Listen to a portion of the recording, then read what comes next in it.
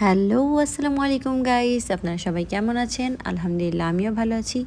আজকে আমি আপনাদের সাথে শেয়ার করব আমরা কীভাবে সিকিম থেকে দার্জিলিং চলে গেলাম।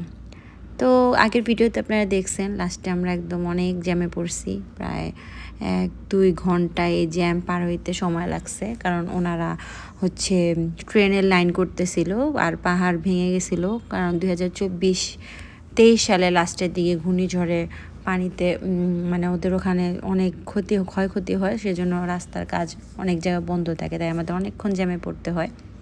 তো যাই হোক, আমরা রাস্তা দেখেন আঁকাবাঁকা রাস্তা অতিক্রম করে আমরা দার্জিলিংয়ের উদ্দেশ্যে রওনা দিলাম, দার্জিলিং যাব বলে। তো আমাদের ড্রাইভার, আমরা যার সাথে আমরা সিকিমের সাঙ্গু লেক ঘুরছিলাম, তাকে আমরা ওইভাবেই কন্ট্যাক্ট করে মানে একসাথে আমাদের দার্জিলিং পৌঁছে দিয়ে আসবো, ওইভাবে আমরা ওনার সাথে ডিল করি আর কি। তো ড্রাইভার ভাইয়াটা অনেক ভালো ছিল, উনি অনেক ভালো, আমাদেরকে একদম সুন্দর নিরাপদ একটা স্থানে আর কি নিয়ে দিয়ে আসবে এইভাবে আমাদের বলছে, ভালো একটা হোটেলে নিয়ে যাবে। তো দেখেন দেখতে দেখতে প্রায় সন্ধ্যা হয়ে যেতেছে। তো সিকিমের হচ্ছে পার হতে হতে আমাদের প্রায় সন্ধ্যায় হয়ে যাবে, এমন একটা অবস্থা। তো দেখেন কত জঙ্গল রাস্তা, তারপরও কোনো ভয় নাই, কারণ ওখানে সবসময় সিকিউরিটির ব্যবস্থা আছে। দেখেন আমরা একটা পাহাড়ের সুড়ঙ্গ দিয়ে যাচ্ছি, মাশাল্লাহ কত সুন্দর রোড, এত চিকন, এত পাহাড়ের উঁচু এলাকার রাস্তা, তারপরও ওরা এত সেফলি এত সুন্দরভাবে গাড়িগুলো ড্রাইভ করে, যা দেখলে অসম্ভব সৌন্দর্য। মানে ওনাদের প্রত্যেকটা ড্রাইভার এত দক্ষ। আমরা এত আঁকা বাঁকা রাস্তা, দেখেন কত নিচে মানে পাহাড়, মানে আমরা কত উপরের রাস্তায় আছি যা ধারণারও বাহিরে। মানে একবার বাইচান্স কোনো একটা বলে দেখেন কতটা আঁকা বাঁকা রাস্তা, একটা গাড়ি আসলে আরেকটা গাড়ির সাথে লেগে যেতে পারে যে কোনো মুহূর্তে।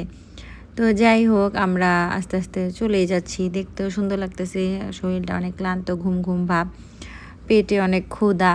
তো আমরা ইন্ডিয়া ঠিকই বেড়াইতে পারছি, বাট আমাদের খাবারের অনেকটা প্রবলেম ছিল। রাস্তাগুলো ভিডিও করে রাখছি, দেখতে অনেক সুন্দর লাগতেছিল।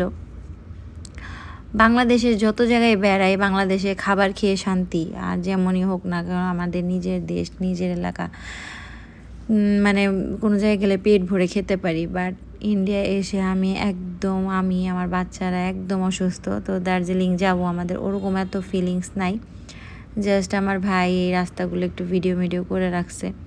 দেখতে দেখতে আমরা পৌঁছে গেছি, পৌঁছানোর সাথে সাথে আমাদের চোখে পড়লো এই টয় ট্রেন। তো টয় ট্রেনগুলো দেখে অনেক ভালো লাগছে, ভাবছিলাম চড়বো, বাট এগুলো নাকি অনেক টাইম লাগে। তো দার্জিলিং হচ্ছে গ্যাংটকের মতো অত সুন্দর না, মানে আমার কাছে ভালো লাগেনি। আপনারা যাইতে পারেন, আপনাদের জানি না কেমন লাগবে। মানে দার্জিলিং শহরটা অনেক ঘিজি, অনেক নোংরা, বা যাই হোক, মনে করেন আমরা তো মুসলিম, তো সব জায়গা তো সব কিছু ভালো লাগে না। দেখেন কতটা উঁচু পাহাড়ে বিল্ডিংগুলো, মানে যাই হোক, ওরা মানে কেমন জানি এখানে আইসা তেমন ভালো লাগে নাই আমাদের। আমরা ভাবছিলাম এখানে 4-5 দিন থাকবো, বাট 2 দিন এখানে স্টে করি। 2 দিন থেকে মন ভরে যায়। দেখেন বাচ্চারা হোটেল থেকে বেরোতেই যায় না, নাচানাচি শুরু করে। পরদিন আমরা চলে যাই ঘুরতে, রক গার্ডেনে যাই ফার্স্টে। পরের দিন আমরা এই যে ঘুরতে বেরোয় গেলাম রক গার্ডেন, তারপরে হচ্ছে টাইগার হিল, আরও কিছু কিছু ভিউ পয়েন্ট ছিল। তো আমাদের শরীরটা অত বেশি চলতেছিল না, আর বেড়াইতে চাই না। যাই হোক, অনেক বেড়াইছি।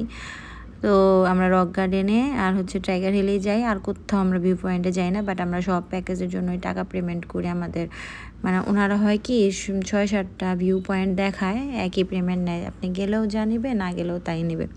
তো আমরা অত জায়গায় যাই নাই, আমাদের রক গার্ডেনেই একটু বেড়ানো হয়েছে। এত উঁচু উঁচু পাহাড়ে দেখেন কত উঁচুতে উঠছিলাম, এখন নামতে সময় পা ব্যথা করতেছে। তো আমাদের শরীর অনেক ক্লান্ত, মনে করেন এত দূর জার্নি আসলে বাচ্চাদেরকে নিয়ে এই ঠান্ডার দিন।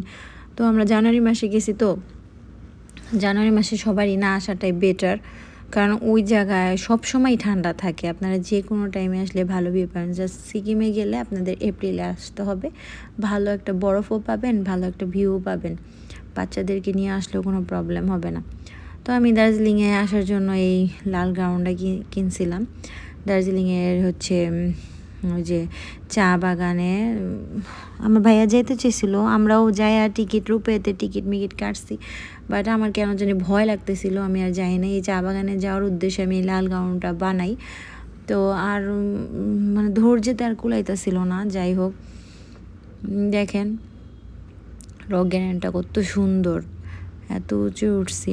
তো এখানে হাজব্যান্ডের সাথে একটু ফটোশ্যুট না করলে কেমন হয়, ওনার ব্লেজার খুলে এত ঠান্ডার মধ্যেও ওনার সাথে একটু করে দেখেন আমার মাথা ঘুরে আমি পড়ে গেছি। তারপর আমরা চলে আসলাম টাইগার হিলে। দেখেন এখান থেকে একদম পয়সা উসুল কাঞ্চনজঙ্ঘা দেখা যায়, মানে যে ভিউটা সবাই আশা করে আর কি, এত সুন্দর ঝর্ণা। তারপরে আমার ভাইয়ের উপরেতে উঠে আমরা আর উঠি না, কারণ বললাম তো আর ভালো লাগতেছিল না। যাই হোক, যদি আমরা ফার্স্টে দার্জিলিং আসতাম হয়তো বা তখন ভালো লাগতো। তো এই আস্তে আস্তে আমরা এই সারাটা দিন শেষ করে দিলাম। তো দেখেন আর কিছুই ভালো লাগতেছিল না।